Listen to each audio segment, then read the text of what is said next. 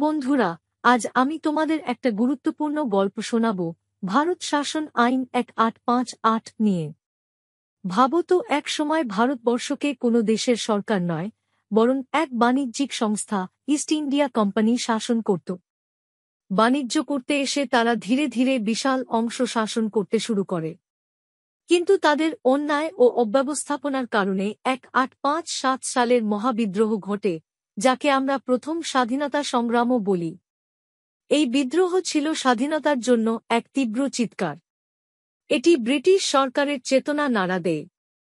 তারা বুঝতে পারে ইস্ট ইন্ডিয়া কোম্পানি ভারতের মতো বিশাল দেশ শাসনে সম্পূর্ণ অযোগ্য। তাই 1858 সালে তারা পাস করল ভারত শাসন আইন। এই আইনের মাধ্যমে কোম্পানির শাসন শেষ হয় এবং শাসনের দায়িত্ব সরাসরি ব্রিটিশ ক্রাউন বা রানীর হাতে চলে যায়। একজন secretary of state for India নিয়োগ করা হয়, যিনি ব্রিটেনে বসে ভারতের বিষয়গুলি দেখাশোনা করতেন।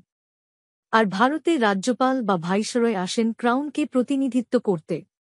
এই আইন ভারতের প্রশাসনিক কাঠামোকে বদলে দেয় এবং স্থিতিশীলতা আনে, যদিও ব্রিটিশ শাসনের বাঁধন আরও শক্ত হয়। কিন্তু এই আইনের গুরুত্ব এখানেই শেষ নয়।